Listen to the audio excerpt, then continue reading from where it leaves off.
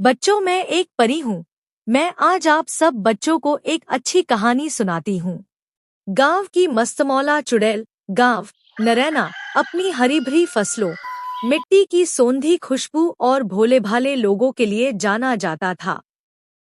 पर इस गांव के एक कोने में थी एक खंडहरनुमा कुटिया, जिसे सब चुड़ैल वाली कुटिया कहते थे।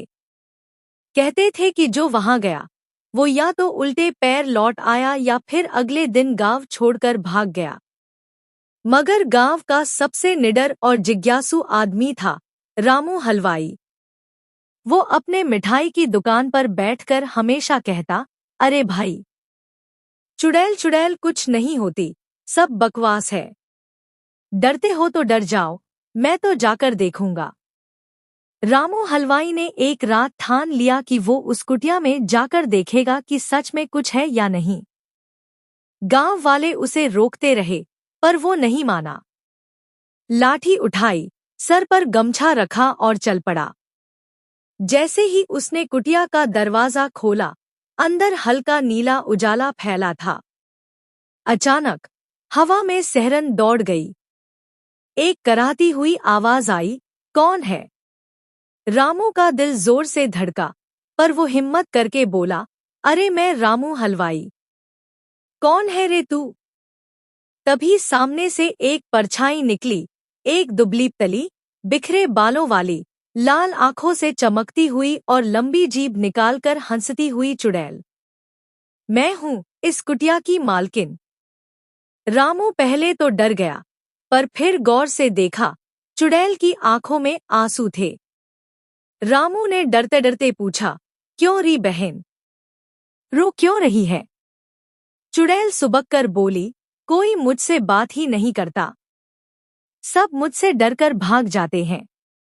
रामू को पहली बार किसी चुड़ैल पर दया आई। उसने पूछा, तो अब तू क्या चाहती है? चुड़ैल ने मासूमियत से कहा, मुझे भी गांव की औरतों की तरह हंसी मजाक पसंद है, पकवान पसंद है, पर मैं अकेली पड़ गई हूँ। रामू की आंखें चमक गईं। उसने सोचा, अरे, ये तो बहुत बढ़िया पकड़ा गया। अगर इसे पटा लिया तो दुकान की बिक्री भी बढ़ जाएगी। रामू ने चुड़ैल को समझाया, देख बहन, डराने से कुछ नहीं होगा। तू अगर सच में गांव वालों से मिलना चाहती है तो कुछ बदलाव करने पड़ेंगे। कैसे? चुड़ैल ने उत्सुकता से पूछा। पहले तो ये उल्टे पैर चलना बंद कर और अपनी जीभ अंदर कर। चुड़ैल ने बात मानी और धीरे धीरे नॉर्मल इंसानों की तरह चलने लगी।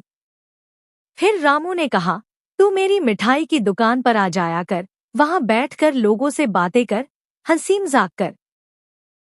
धीरे धीरे सब तुझसे डरना बंद कर देंगे। अगले दिन गांव में अफवाह फैल गई कि रामू हलवाई की दुकान पर एक नई लड़की बैठती है, जो जरा अजीब सी दिखती है। लोग झांक झांक कर देखते, पर किसी को ज्यादा हिम्मत नहीं होती। पर रामू ने सबको भरोसा दिलाया कि वो कोई खतरनाक आत्मा नहीं, बल्कि बहुत अच्छी लड़की है। नाम बिजली। चुड़ैल ने खुद ही अपना ये नाम रख लिया था। धीरे धीरे बिजली गांव वालों से घुल मिल गई। वो औरतों के साथ चौपाल में बैठती, बच्चों को कहानियां सुनाती और रामू की मिठाइयों की तारीफ करके ग्राहकों को लुभाती। एक दिन गांव में एक बड़ा संकट आ गया। पटवारी जी ने ऐलान किया कि गांव की सारी जमीन सरकार ले लेगी। गांव वाले परेशान हो गए।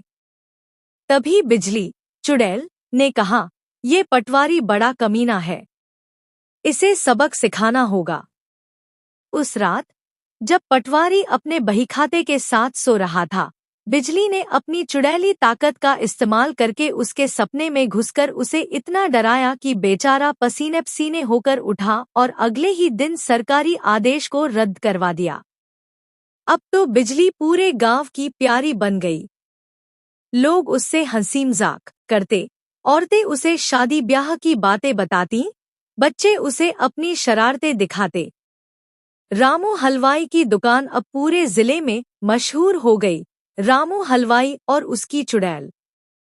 एक दिन बिजली ने कहा, अब मेरा मकसद पूरा हुआ, मुझे जाना होगा।